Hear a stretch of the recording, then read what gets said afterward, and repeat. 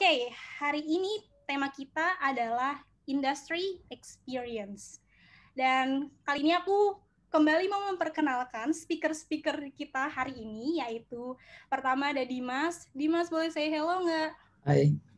Hai. Halo Dimas. Dimas Kurnia Pratama, iOS developer dari Hungry Hub. Lalu ada Tasya Cornelia. Halo Tasya. Halo. Halo Tasya. Nah, Tasya ini adalah UI UX designer di Soul Parking. Dan terakhir ada Vanessa Wijaya, yaitu product manager di Tokopedia. Halo Vanessa. Halo Vanessa, kayak di mute ya. Halo. Halo, oke. Kenalin, aku Vanessa. Nah, oke. Jadi aku bakal kasih tahu di hari ini tuh kita bakal ada apa aja sih. Of course, selain kita bakal chit-chat kepo-kepo lebih dalam sama mereka, hari ini kita juga ada Q&A dan kita ada survei juga. Kemudian akan ada foto bersama, ya lumayan lah buat nge-share konten hari ini. Terusnya sama ada closing dari teman-teman speaker semua di sini. Oke, jadi gimana setelah wisuda perasaannya? Seneng nggak atau deg-degan? Soalnya pas awal-awal baru lulus tuh jujur ya kayak beberapa teman-teman, aku juga itu ngerasa kayak worry gitu loh setelah lulus. Kayak ya kita tahu Apple memberikan semua insight tentang industri, tapi tetap aja pasti kayak deg-degan itu pasti ada kan ya. Nah jujur buat beberapa orang pengalaman mereka pertama kali terjun ke industri itu berbeda-beda. Dan kayak misalnya untuk beradaptasi, selain beradaptasi sama toolsnya, kita tuh juga harus beradaptasi sama lingkungannya, orang-orang di dalamnya, mau di tim atau di cross team, dan bahkan sekarang kita harus beradaptasi dengan tanggung jawab yang berbeda, yaitu tanggung jawab terhadap perusahaan. Nah, mungkin kita langsung aja kali ya, tanya-tanya gimana sih pengalaman mereka dalam industri ini, apalagi pas mereka baru pertama kali terjun ke industri. Oke, halo semuanya. Aku mau nanya deh, boleh nggak sih, mungkin baru ada yang masuk nih, beberapa nih aku lihat banyak yang baru masuk. Boleh nggak perkenalin diri kalian lagi, dari cohort berapa, ada mana, dan sekarang kalian kerja di mana? Terus juga ceritain gimana sih caranya pertama kali kalian bisa masuk ke kantor kalian sekarang. Mungkin dari Tasya dulu. Oh ya. Halo Tasya. Boleh nggak diceritain, kenalin diri kamu dari kantor mana, dan ceritain gimana caranya kamu bisa masuk ke kantor kamu yang sekarang. Oke. Saya Tasya Cornelia dari cohort 2 GOP BSD. Sekarang kerja di Soul Parking. Kalau teman-teman pada penasaran Soul Parking itu apa, jadi kita itu suatu perusahaan yang nyediain compact storage buat motor vehicle di Indonesia. Karena kan kalau kita lihat sendiri tuh banyak banget ya motor, terus bingung taruhnya di mana buat parkirnya. Nah, kita akhirnya buat itu. Nah, awal mula masuk itu sebenarnya bukan dari Talent Spark, itu dari temen sendiri, ya, butuh UI UX, terus akhirnya nyoba. Untuk pertama kali terjun itu sebenarnya kayak masih ngeraba-raba. Pertama di situ kan dia startup, terus habis itu karena startup dia untuk lead sama bahkan produk desainernya nggak ada. Jadi otomatis aku yang baru, terus itu benar-benar terjun sendiri, nerapin sendiri sampai sekarang ada tim-tim lainnya, tim UI UX lainnya gitu. Kayak gitu. Oke, thank you banget Tasya. Terus gimana kalau Vanessa? Oke, halo semua. Kenalin lagi, nama aku Vanessa. Jadi kebetulan sekarang aku product manager di Tokopedia. Nah, benar banget kayak yang tadi Kamile bilang, pas udah graduation itu benar-benar ketar-ketir banget. Aduh, gue dapet kerjaan gak ya? Itu kan untungnya waktu itu setelah aku coba apply sana, apply sini, akhirnya berhasil keterima di Tokopedia. Nah, pas masuk itu aku juga rada serem-serem juga, soalnya waktu itu aku belum ada pengalaman kerja sama sekali jadi PM. Jadi benar-benar ini paling pertama langsung di Tokopedia gitu kan. Jadi masuk aku juga belajar banyak banget, dan ya syukurnya ketemu banyak teman, saling belajar, dan ya pengennya sih bisa sharing-sharing yang udah aku pelajarin selama ini ke kalian hari ini sih. Oke. Gitu mungkin. Thank you banget Vanessa. Terus sih gimana nih pengalamannya Kak Dimas? Iya, halo. Kenalin, namaku Dimas. Aku kerja di Hang Rehab. Perusahaannya itu base-nya di Thailand. Jadi perusahaannya itu lebih ke arah reservasi restoran. Restorannya lebih bintang 5 tapi dijadiin all you can eat gitu. Jadi lebih ke reservasi makan di tempatnya. Nah, pas aku masuk itu kebetulan lagi pas corona. Akhirnya langsung berubah bisnis model jadi kayak GrabFood gitu. Jadi kayak tetap makanan restoran bintang 5 tapi yang dikirim ke rumah. Oh gitu. Terus ya boleh nggak nanya ke kalian, kerjaan kalian sehari-hari itu di kantor gimana sih? Mungkin dari siapa dulu? Vanessa mungkin. Kalau sehari-hari di kantor ya, mungkin aku sharing dari sisi PM-nya ya. Kalau aku sih biasanya day to day-nya saya dari pagi ini ya. Dari pagi aku stand up dulu, pertama of course stand up sama tim produk, sama tim tech juga. Jadi kayak ya kalau sesama tim produk, aku sharing dari sisi produknya, kalau tim tech lebih ke development-nya. Nah, terus setelah daily itu biasanya aku beres-beres nih, maksudnya hari ini mau ngapain aja ya gitu kan. Dan biasanya aku udah ada schedule, jadi misalnya meeting, ada individual task segala macam. Biasanya aku bagi sendiri sih, jadi pagi itu biasanya aku do my individual task. Jadi kayak kerjaan-kerjaan yang susah gitu lah, yang bisa harus berpikir gitu kan. Jadi aku kerjain dulu pagi-pagi biar seger.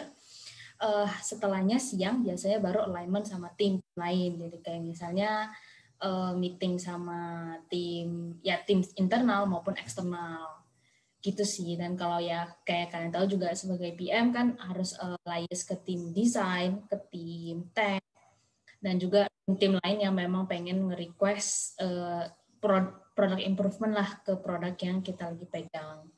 Jadi mungkin kalau dari produk banyakkan ya individualitas sama alignment sih kalau di aku.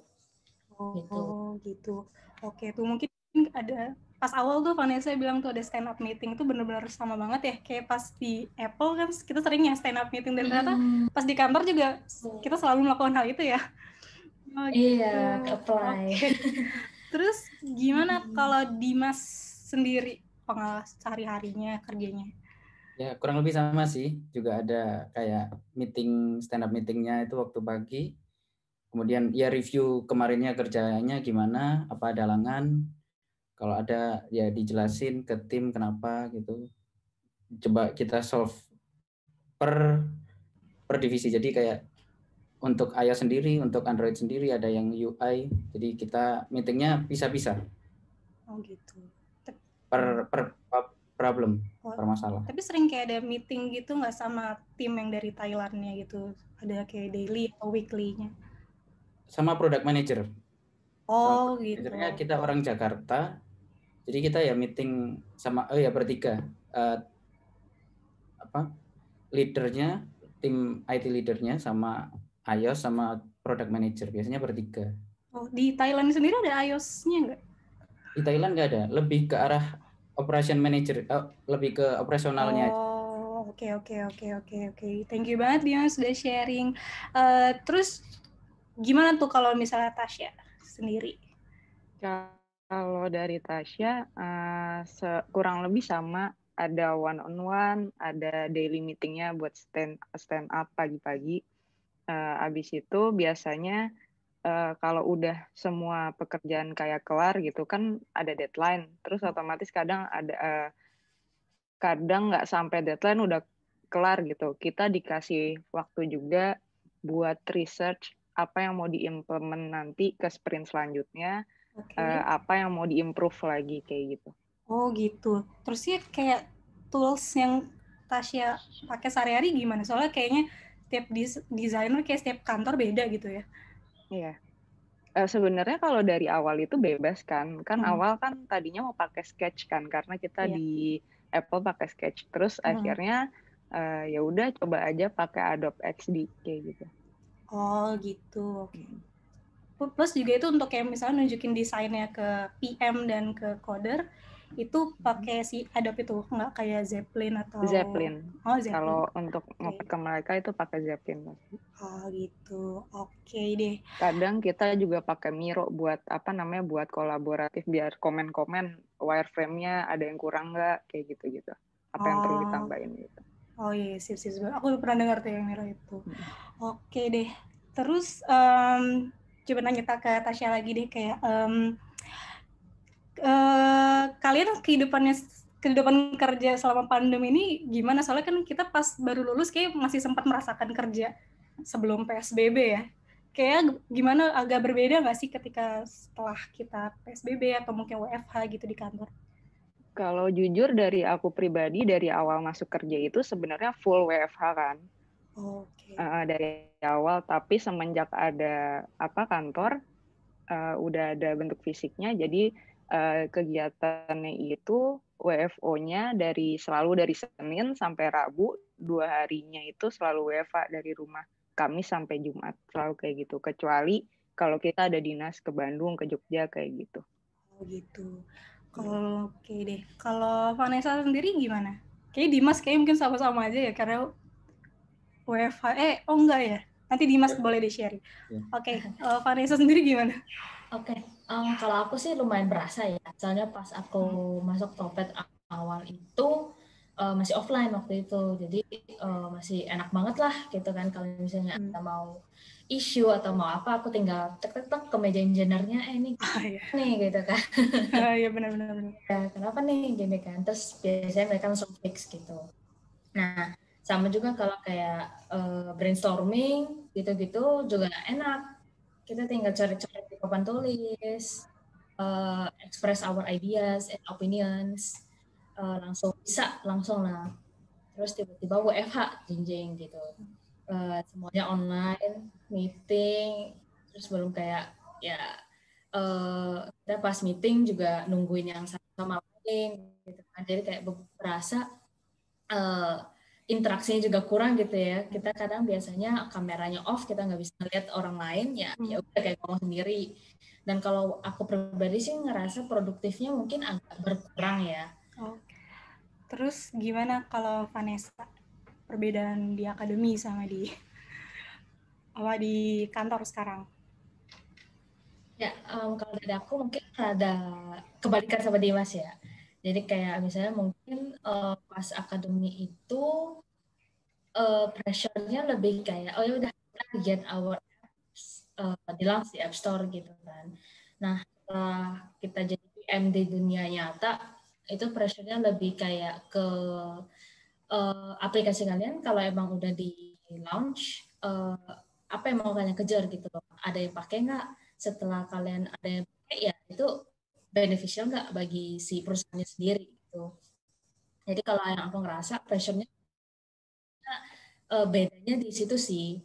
Kalau kayak di akademi kita benar-benar nih bisa, oh yaudah gue pengen bikin inovasi ini, gue pengen bisa bikin inovasi ini, di backup research kuat kita bisa go gitu kan. Nah tapi kalau di dunia nyata, gue pengen bikin inovasi ini gitu, secara research memang showing nih, tapi ketika kita sudah launch dan ketika data doesn't say so, ya kita mau gak mau itu harus di scrap sih gitu kan. Jadi kayak benar-benar kalau di dunia nyata itu kita harus mikirin impact-nya. Ya kayak kita selalu ditanyain, lu mau bikin ini impact-nya apa gitu. Nah, jadi kalau memang kita bisa prove itu ada impact, ya well, ya hard to say-nya ya kita harus do scrap it dan do another iteration gitu. Terus ditambah lagi kayak sebagai PM, kita kan yang ngelayas sama tim desain, teks, segala macam. Dan kalau misalnya memang produknya gagal atau apa kan, kita juga gimana ya, kayak ada rasa gak enaknya lah. Karena gue sudah bring my team to do this, but turns out that mungkin kalau nggak sesuai gitu kan, kayak ya ada rasa sedih-sedihnya.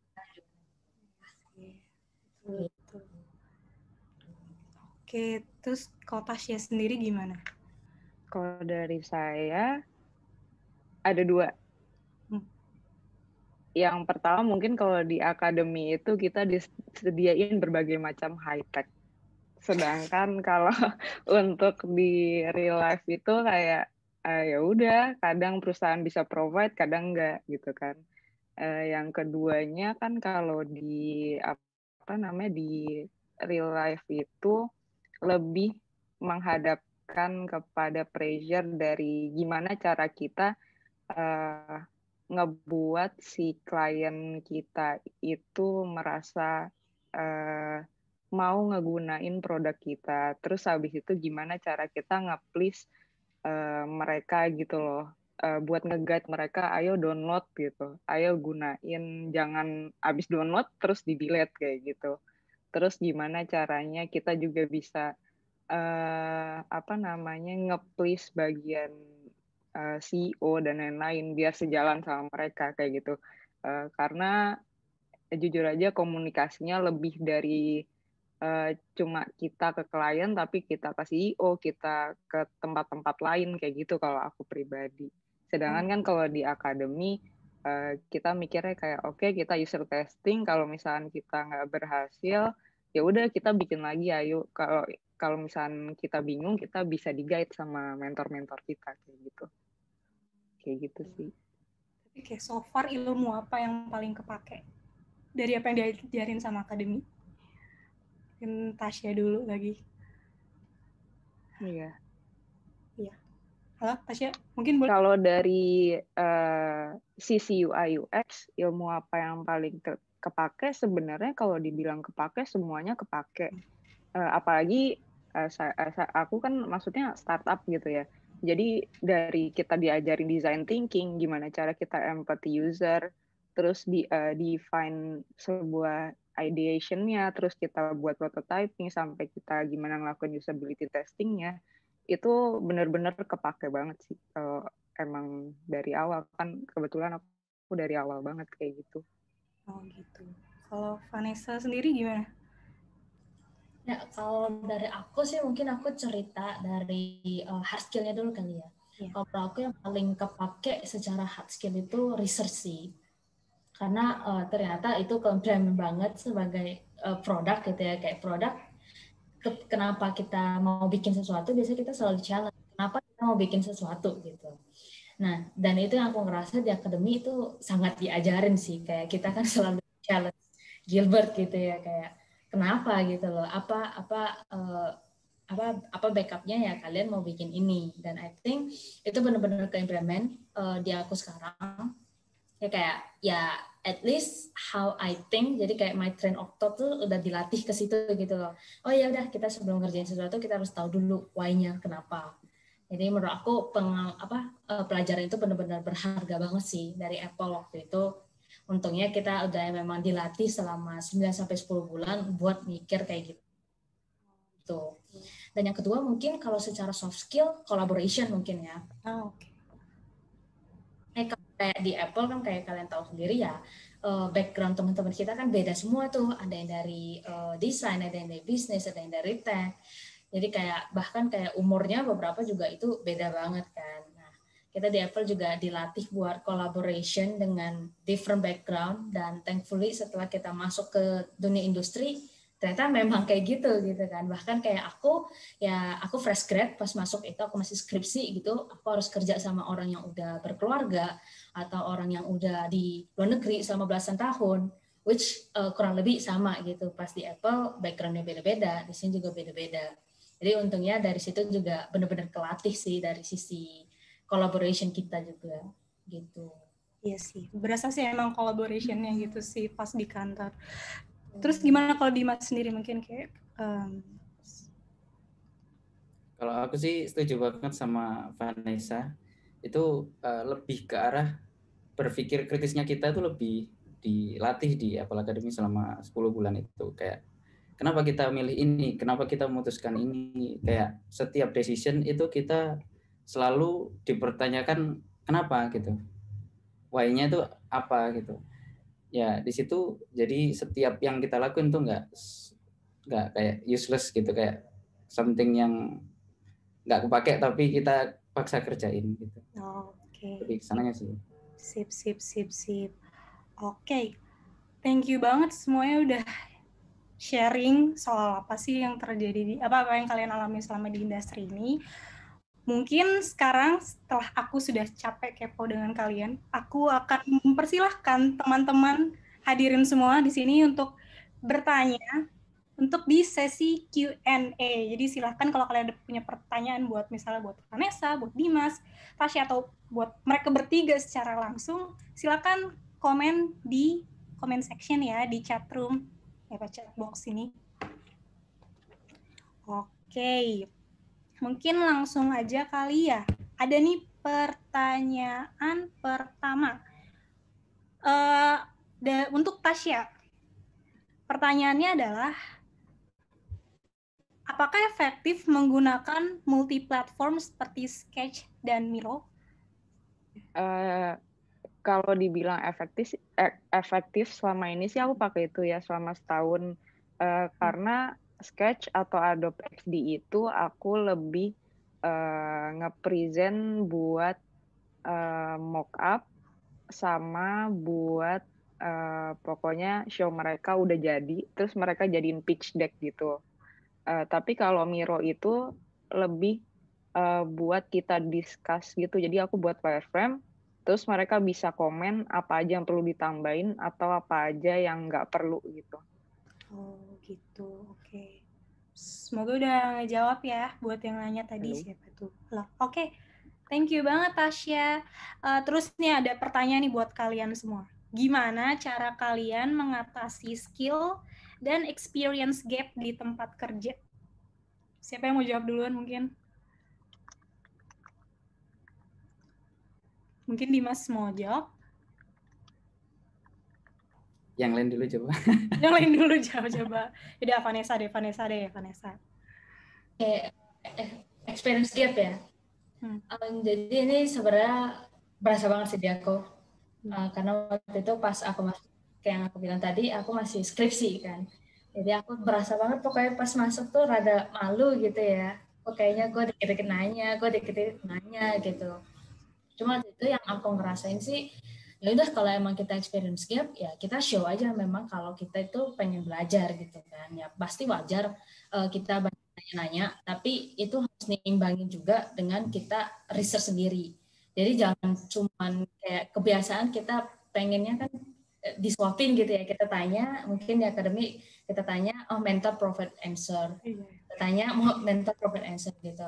Nah jadi kalau di industri mungkin lebih kayak kita tanya tapi kita juga harus ngelakuin sesuatu di belakangnya. Jadi kalau kayak dulu ya udah aku nanya mungkin bukan aku nanya sih, aku lebih kayak kerjain dulu sendiri dan aku tanya ke mereka, guys ini yang gue kerjain udah benar belum? Menurut kalian what do you guys think about this gitu.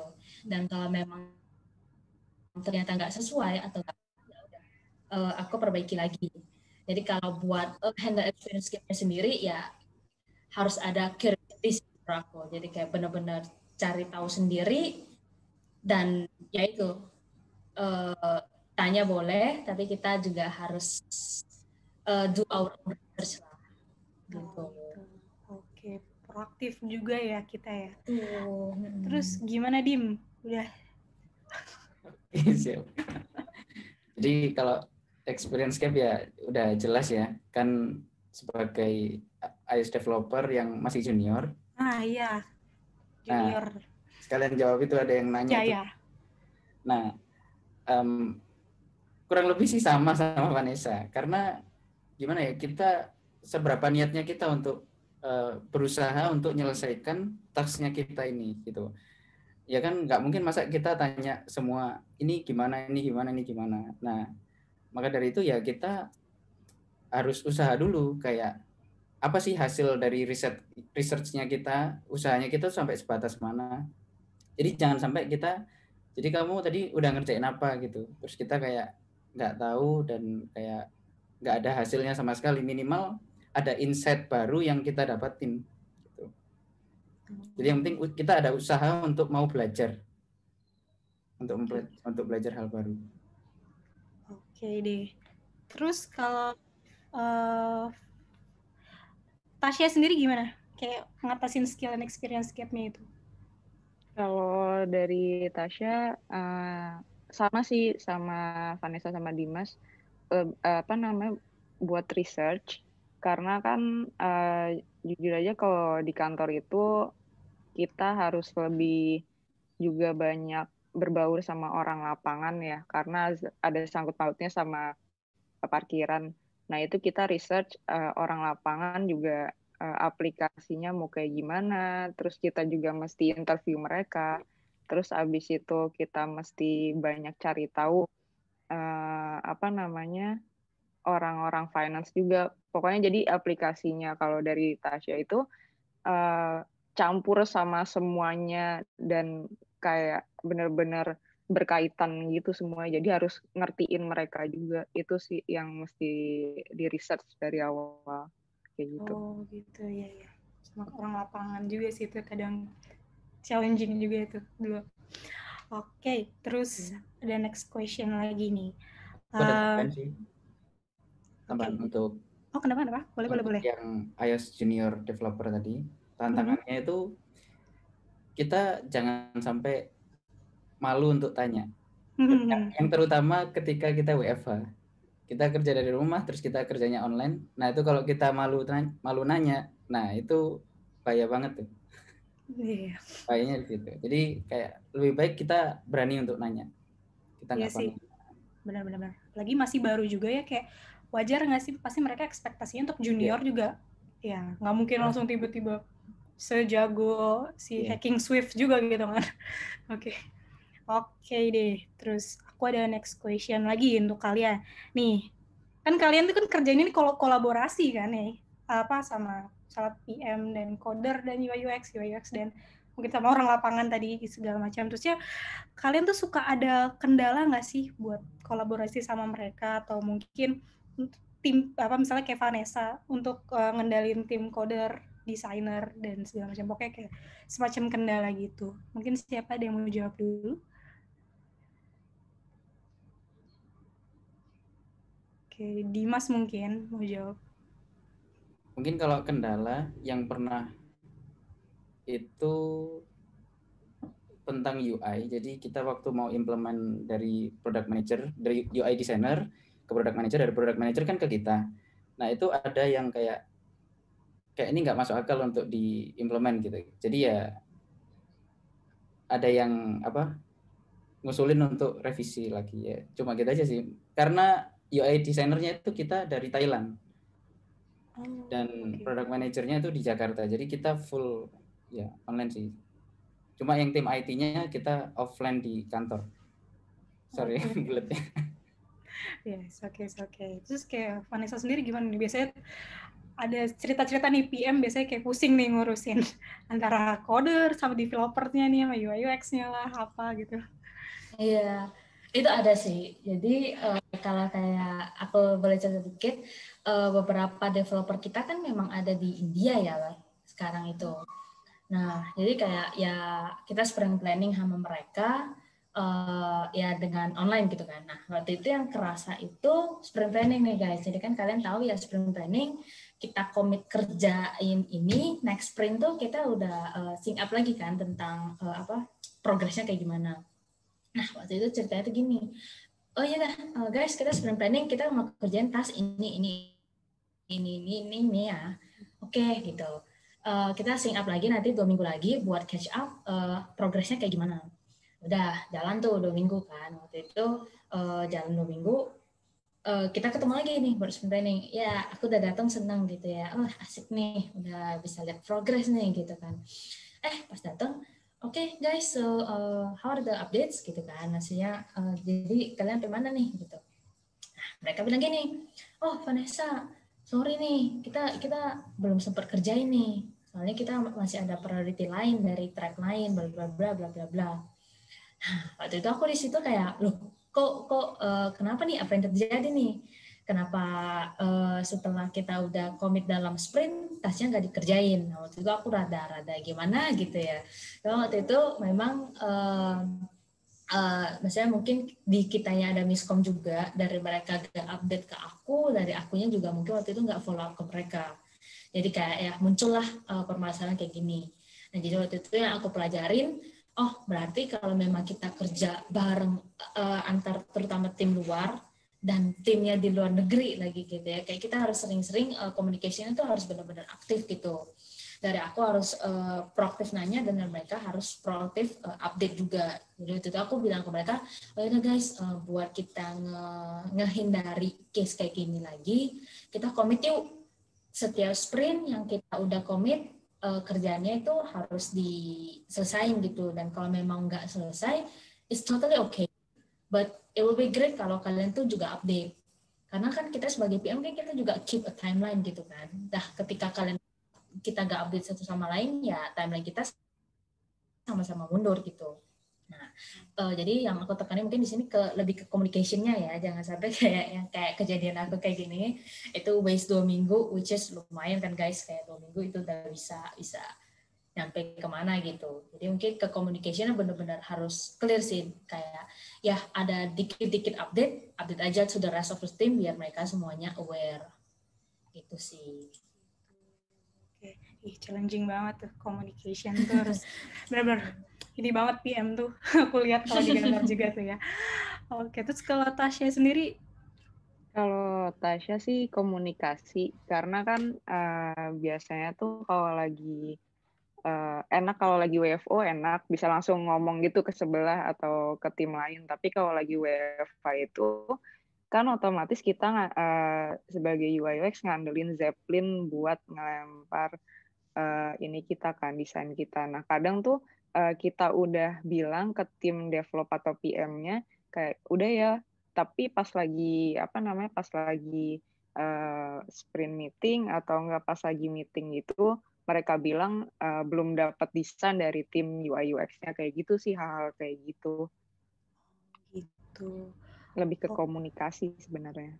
Iya, kayak komunikasi sih emang, kolaborasi itu kuncinya benar-benar komunikasi banget sih.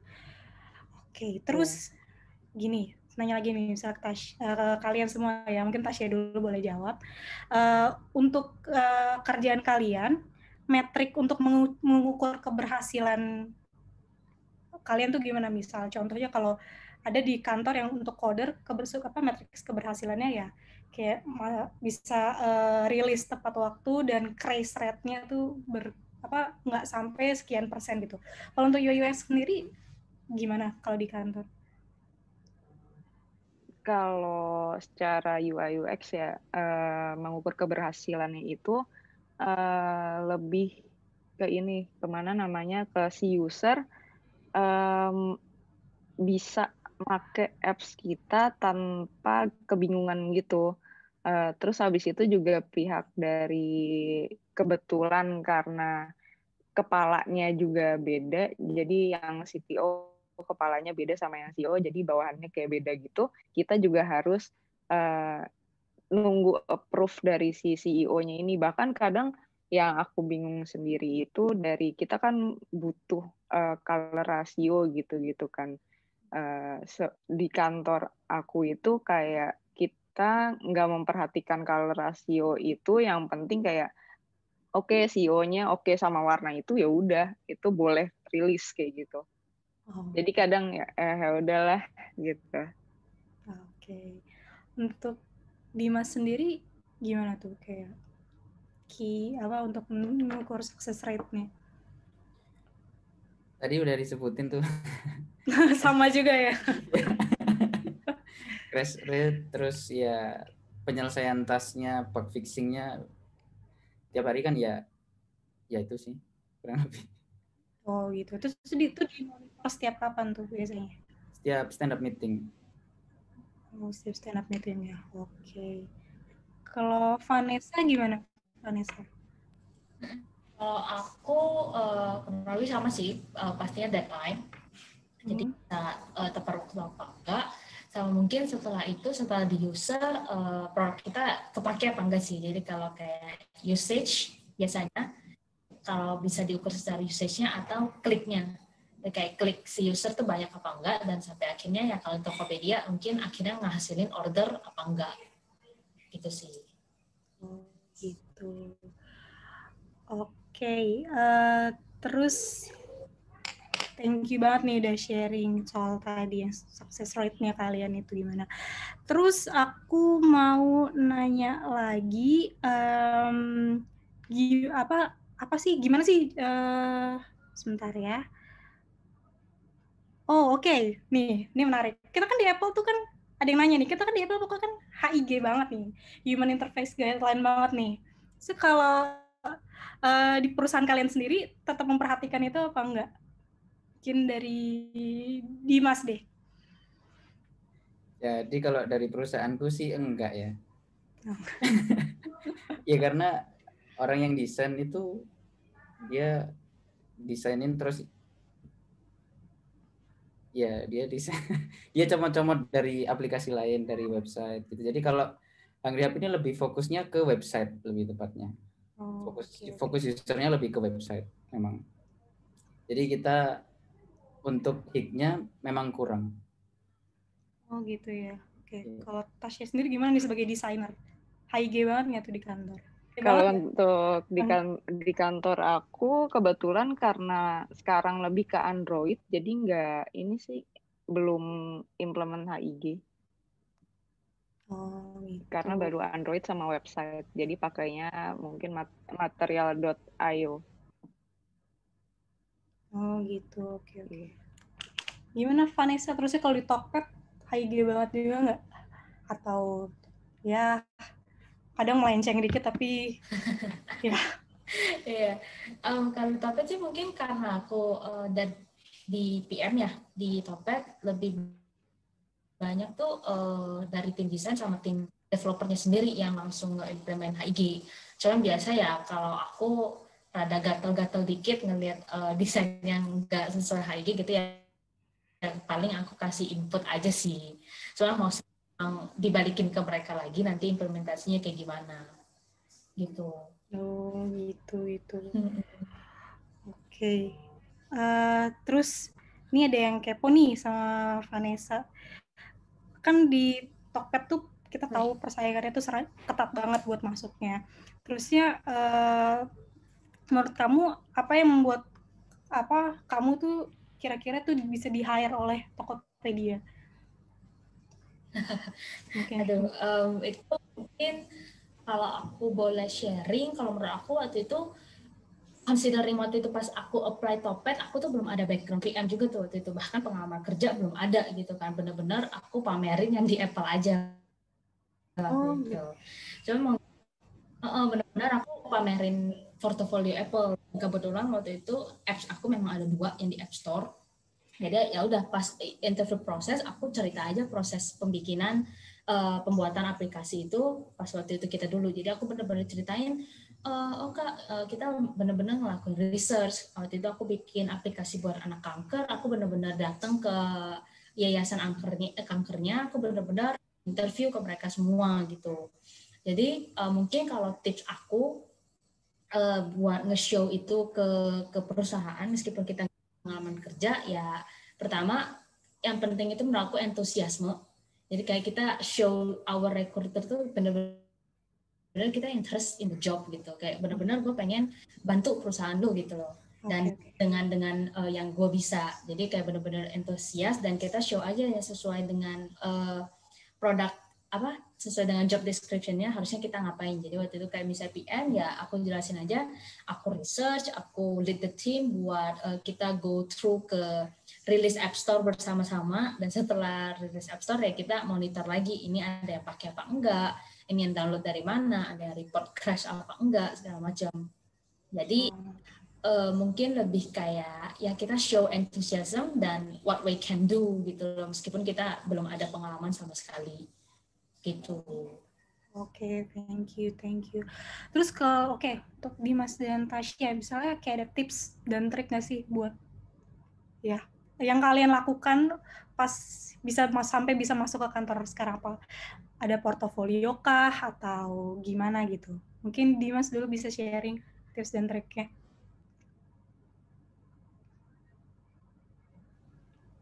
Kalau dari aku sih itu sih apa? Portofolio nggak ada. Ya nunjuk ya ketika wawancara ya nunjukin kita ada aplikasi apa yang di Apple kemarin kan. Terus pengalaman kita sebelum dari Apple itu ada apa lagi gitu. Beda itu aja. Terus sisanya tinggal technical testnya aja. Technical testnya. Nah, terusnya kayak kita kan tahu nih pasti banyak banget nih ya. Apa setiap industri itu kan berbeda ya skillnya yang dibutuhkan. Nah, tipsnya gimana nih buat teman-teman yang buat ngejar apa yang dibutuhin sama industri sekarang? Ngejar skill ya gitu. Mungkin kamu dulu kayak bikin list apa aja yang dibutuhkan terus kamu belajarin sendiri atau gimana? Oh iya, jadi kemarin itu kan waktu Talent Spark itu aku nggak fokus cari kerja. Jadi kemarin aku lagi tesis, jadi aku ya fokus tesis. Waktu Talent Spark aku nggak gitu nyari kerja, jadi pasti bingung sama tesis, mau sidang. Jadi ya aku baru cari kerjanya itu baru bulan Januari, Februari.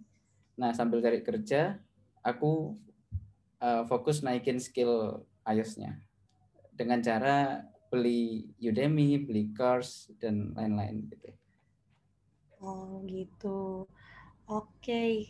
Terus kalau Tasya sendiri bagaimana, ada tips dan triknya nggak? Biasanya desainer nih lebih kayak kalau tips and triknya sih ini apa namanya, kalau perusahaan sekarang tuh mungkin lebih buat UI UX tuh mereka ngelirik apa namanya portfolio yang penuh sama study case. Kan kebanyakan mungkin kalau di Behance atau yang semacamnya itu modelnya kayak desain jadi gitu kan. Nah, itu mereka jarang banget mau lihat itu, tapi lebih ke study case-nya dari kita awal buat mood board, user persona, dan lain-lainnya. Itu sampai dalam bentuk wireframe atau sampai bentuk mock-up-nya. Mereka lebih menghargai itu sih. Soalnya aku juga pernah nanya ke perusahaan lain juga. Gitu. Kayak tahu progresnya lah. Oh, tahu progresnya ya. Oke. Terus kamu kayak suka ngasih ini nggak sih, misalnya kamu ada bikin semacam portofolio baru, saya kayak sharing sama teman-teman Apple buat minta masukan gitu? Iya sih, tapi lebih ke namanya apa sering namanya nggak sih design kayak jam. sharing bareng?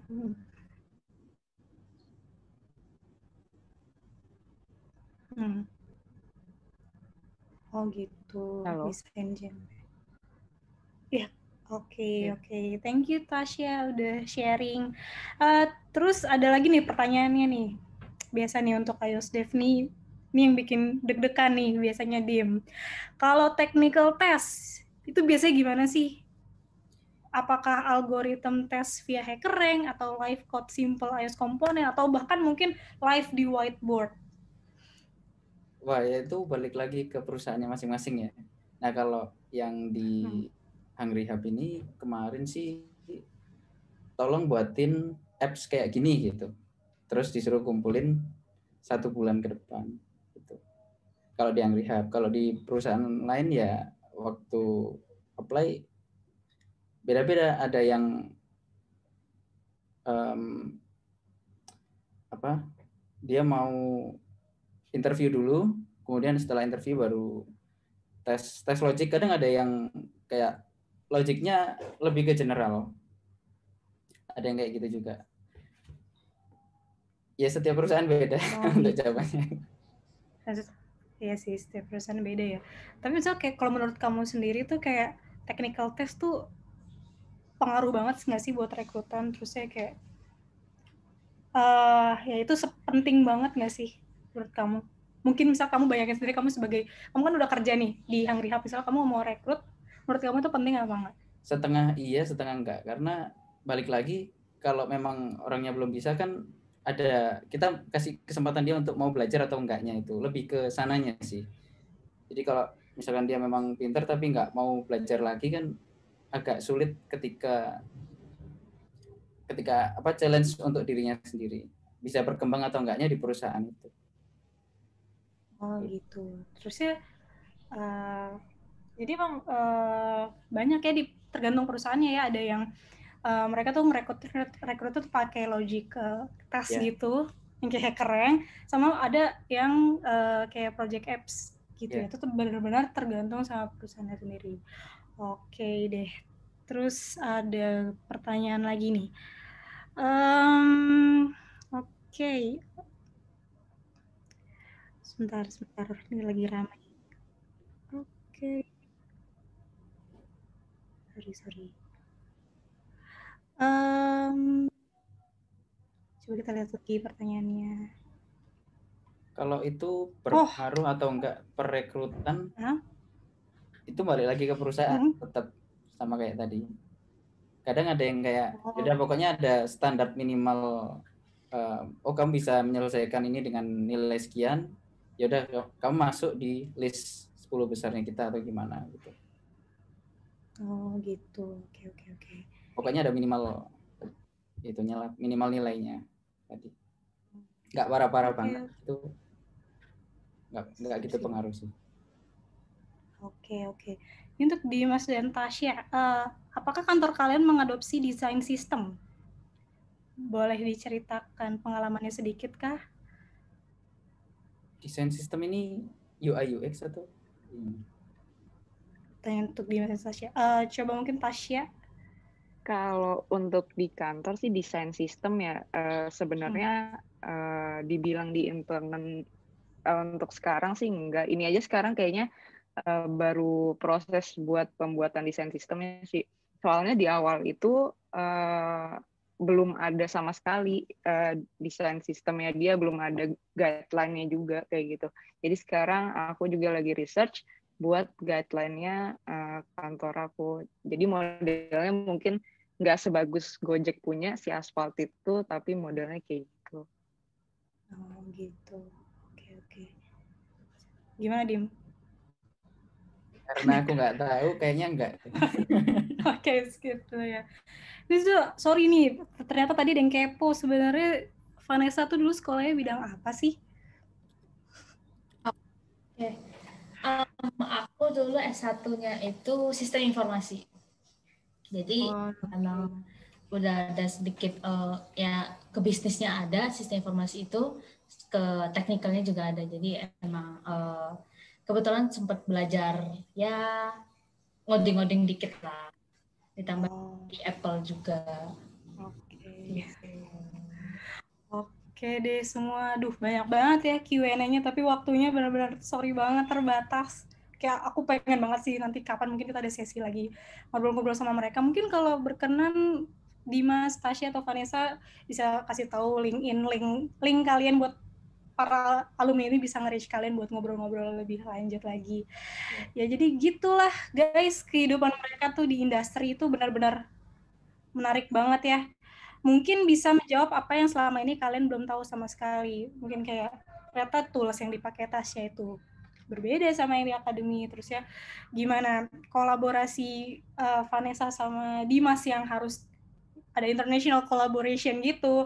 Dan gimana kita beradaptasi selama kerja dalam situasi WFH kali ini. Nah, oke, berikutnya aku punya survei link nih untuk acara ini. Ini dimohon banget buat kalian untuk mengisi survei ini.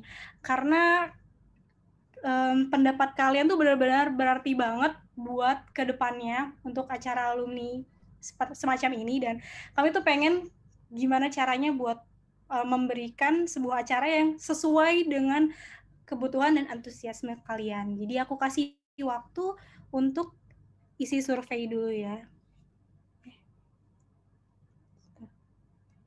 Linknya belum ada ya? Oke, sebentar ya.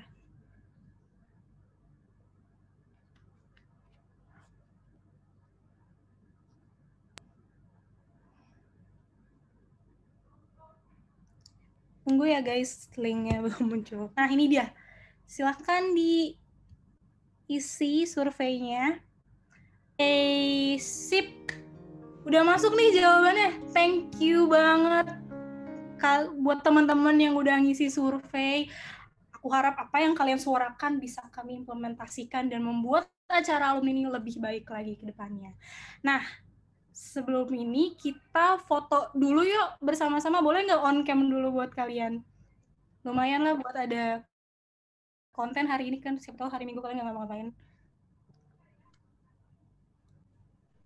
Oke, yuk foto yuk bersama-sama. Aku yang foto ya. Semua siap ya? Tolong ditahan senyumnya, oke? Senyum semuanya. 1, 2, 3, senyum. Oke, akhirnya tunggu dulu tapi kita sudah tiba, walaupun kita sudah tiba di penyewa acara, nanti bakal ada closing statement nih dari para speaker-speaker yang luar biasa ini.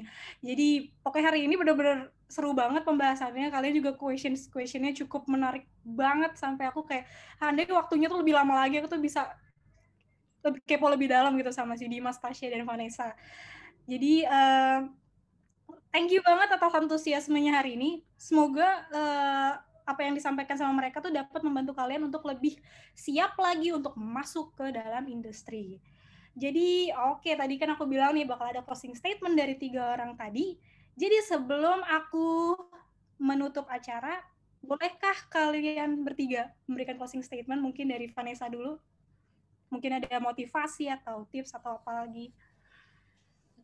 Oke, guys, jadi kalau dari aku mungkin pastinya tetap semangat terus dan juga kita harus tahan banting, guys. Jadi kayak misalnya ya ketika nanti proses rekrutmen mungkin kita pasti bakal banyak banget ditolak perusahaan A, perusahaan B, tapi meskipun kayak gitu kalian harus tetap keep your persistent on, kita harus tetap being persistent. Jadi ya tetap aja ya udah kalau gue ditolak di sini berarti mungkin memang gue nggak bisa bikin impact di sini, gue bakal bikin impact di tempat lain.